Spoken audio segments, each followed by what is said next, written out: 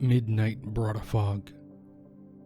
This crept in silence through the open window, covering their sleeping faces. Then it sank like dripping liquid to the floor below and behaved like a normal fog.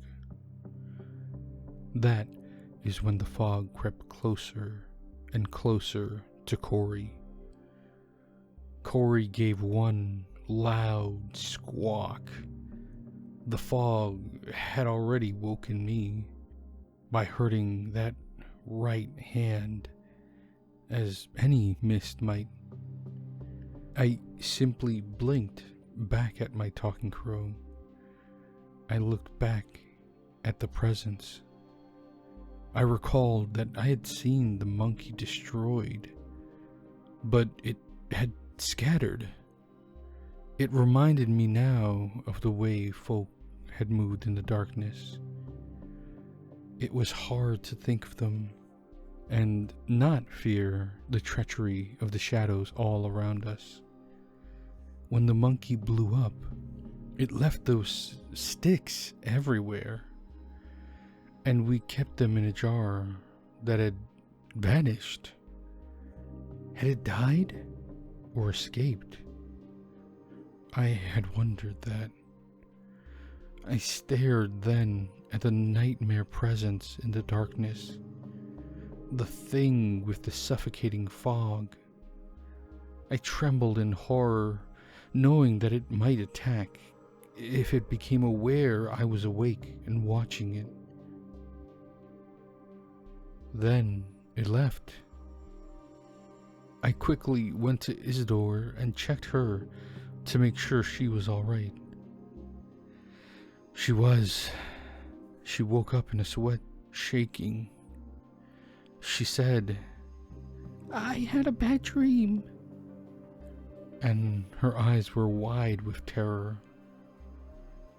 "That is something that I cannot protect you from while you are with me," I told her. She looked at me, and I could see the look of disbelief in my imagination. In the dark, I realized she had given me that look before, and I liked it. I kinda loved her already. I changed my approach and said as reassuringly as I could, "I am here, holding your hand. You're awake now. You are safe. It cannot harm you or the baby. You are safe." I told her quietly and softly, over and over, while I held her hand. She eventually fell back asleep after she relaxed. I looked up nervously, wondering if it would return this very night to feed some more. I shuddered in despair, believing that this was only the first of its raids. It would come to feed again, untethered from the chiming monkey doll. Now it could come and go as it pleased. I jumped, startled, as a loud ringing signaled from the phone of Detective Winters. He didn't wake up. I had to get up and go wake him. Isidore had woken back up. "Come here. That was nice. Do it again," she asked nicely, with a smile in the dark. "It was just to calm you." I refused. I went to my bed and got some sleep. "We need to get going. Your girlfriend can stay here and sleep. This one, yeah. Let's go now." Detective Winters got me up I got up and went to the car, holding Cory. Cory kept clicking something in Corvin that translates roughly into Hold me and keep me warm, or else I will say there is a nighthawk. Because it is night, and you will have to hold me and keep me warm. which, due to its idiomatic nature, was actually just the kind of empty, whirring noise, and a few clicks and the context of me holding him. We sat in the car while Detective Winters read something on his phone and smoked outside. When he got in, he asked me, "Ever heard of Denny Gannett? A professor, a doctor? I am not sure which one it is. It seems to be both. He's actually a doctor of more than one thing. Anyway, have you heard of him?" He sounded scared. "No," I said. "All right, let's go." Detective Winters sighed apprehensively. We arrived at Del Friar Asylum as the sun was rising behind it. It stood like some kind of medieval castle, rather than a mental health facility. The place always gave me the creeps. Detective Winters looked at me, noticing my facial hair was coming back already. He pointed to the white streak from the howl of the beast. I looked in the mirror, and it matched my hair. That is when I realized that the white feather on Cory had appeared at the same time as the streak in my hair, and my beard too, apparently. "Be careful," I told him. "I will be right back. This guy is scary beyond any reconciliation. You think those creatures gave us nightmare? Man, after the trial, the judge was found overdosed and performing autoerotic asphyxiation. He was so shaken by what happened that the poor man's heart gave out a week later." "Sounds scary. I will be glad to wait out here." I nodded. "All right. I'm going in now. I'm gonna go have an interview with Denny Gannett. No reason to be alarmed or scared. Just a conversation. He can't hurt me. Going in there now." Detective Winters went into Del Friar, crunching nervously across the gravel. "He'll be fine," I told Cory. Will he? Cory had listened to the whole thing, observed Detective Winters' fear. My bird also knew Detective Winters was a brave man, so seeing him afraid added context to the subject of his fears. I said, will he? And you haven't answered. You might have answered. Cory chastised me for making his concerns grow. How should I know? I asked and looked away so he wouldn't see my smirk. He squinted and saw my smirk in the reflection of the glass. He made an outraged noise by clearing his throat sharply. My lord, you are mocking me by using the kind of phrase that I have used when I did not want to gamble with an answer. Cory accused me. Am not. I taught him. We chatted like that, alone at last, until Detective Winters came back. He looked pale and uncomfortable. "Did you meet Denny Gannett or get a flu shot?" I asked. Cory let out a very rapid series of clicks that were his second most hilarious laugh. It is funny because so many people are afraid of needles. Cory pecked at me ridiculously. "No, just one person is. It isn't that funny," I advised my bird. My lord tells the best jokes. Cory hopped up onto my lap from the side. I noticed we were not going back to the hotel.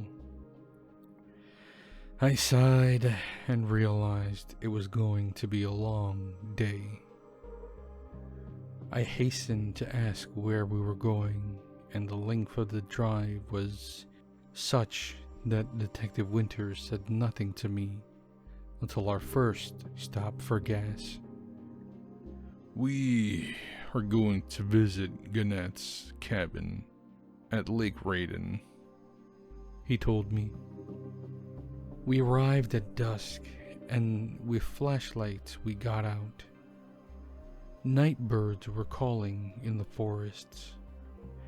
The full moon danced upon the still and black waters, and then quietly lapped at the pebble beach.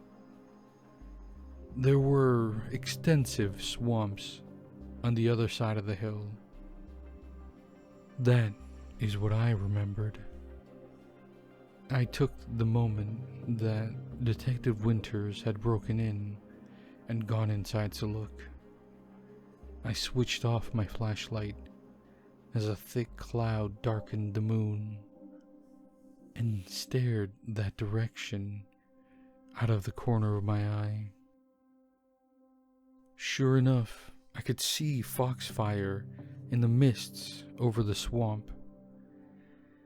I shuddered in dread. I went inside the cabin and looked around, switching my flashlight back on.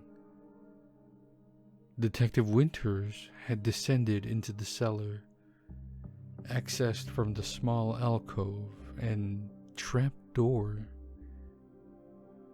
There were stairs leading down, and I followed them. The cellar was very small, too small for such an effort to make it. I could see Detective Winters' flashlight behind one of the shelves of canned preserves. I went to the end of the shelf and found a narrow passage started from behind it. The rest of the cellar was laid out, filled with cardboard boxes and old parts of heavy machinery of some kind. He lifted tarps until he found a hole leading down further. There was a short staircase, and then we were in a reinforced tunnel. This led to a series of chambers that were made from buried shipping crates. It was Gannett's secret laboratory. The sad mummy of a monkey and the blown remains of a pig sat forgotten in cages. The air was nauseating, almost unbreathable. We went into the next chamber and found it was filled with tables and equipment. Glass bottles, microscopes, a centrifuge, and other equipment I had no recognition of. We entered the next chamber and found more shelves with jars filled with preserved things. These were not pears and jam and mushrooms, though. These jars held mutated body parts, deformed and unborn creatures I did not recognize, and in some were eyeballs and other organs. They had just sat in jars, filled with what I was guessing was formaldehyde. I was disgusted and horrified by what I saw, and the revulsion was a kind of primal fear, a fear of such an affront to nature. The last chamber was Gnat's secret office. Stacks of notebooks, a very large computer, a safe with the door open, and his desk all sat in dustless silence. Detective Winters went to the safe and took up 3 large syringes with rubber caps on them, filled with green phosphorescent liquid. "I have to give him one of these. That's the deal," he told me. "You can't," I protested. I was very shocked and horrified that Detective Winters would honor such an arrangement. I followed him back out, thinking about how I did not really know this man very well. I couldn't believe that he would do such a thing. Fear surged in my heart, realizing I was at his mercy, and I still had no idea what he was finally capable of. Knowing he would give one of those syringes to Gnat made me fear and despise Detective Winters.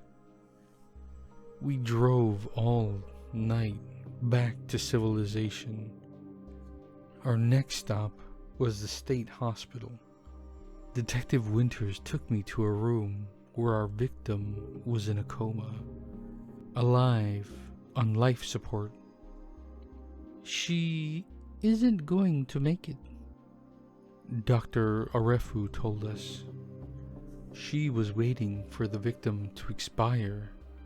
Then she would declare her dead.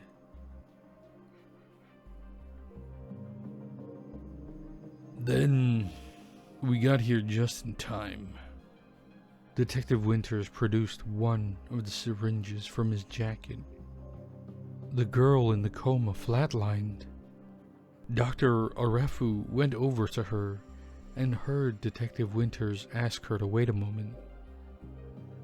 She stepped back, unhappy with the situation. I wasn't happy either, afraid of what I was about to witness. I'd brought Cory into the hospital, and Dr. Arefu noticed him and frowned about that as well. Detective Winters put the needle into her IV and injected the green stuff. The serum flowed into her arm, through the tube as he adjusted the flow. Her eyes opened, entirely black like shark's eyes. Startled, I took a step back. "You're alive," Cory told her. "Speak." "Killed me. Did this to me. The 3 of them. From the last house I walked by. All eyes of blue. And the statue of Maud." Her voice spoke from her dried lips from beyond death. She was certainly dead, yet the green stuff had revived her. After a few moments, she stiffened and her eyes rolled back, and her jaws clamped down. severing her tongue. 11:50. I heard the trembling Dr. Arefu state as we left. I want you to get the arrest warrants. It's the same ones you wanted. She gave a clear enough statement to me before she died. Detective Winters called his boss. His boss was saying something. Never mind that. She went on record. Already sent you the video. Are we leaving? I stopped when he stepped outside. I shuddered at what he had done, afraid of the sinister engagement. Yeah, just gotta catch my breath. I don't know what to think. I feel crazy. Detective Winters confessed. Gannett's serum reanimated her for a few minutes, and she gave you a description of her attackers. I tried to make it sound okay. My head was spinning. The fear of what I had seen gripping my thoughts, reversing them. Then I staggered away and threw up. I don't recall the drive back to the hotel. I just woke with my head near Isidore, and she was eating something and watching television. For a moment, the fear rose back up, and I worried she might be eating one of the aborted monsters in Gannett's lab, or maybe even our baby. It was just ice cream, though. I politely declined the spoonful. Not hungry? She asked with a mouthful of Rocky Road. I noticed there were pizza boxes stacked on the fridge. No. I love you, I told her, looking Isidore in the eye. I meant it. I didn't want to be anywhere else. It was all death and horror out there. So sweet. Isidore smiled and turned off the TV. As she lay down beside me, licking the spoon, I tried not to think about where Detective Winters had gone after he dropped me off.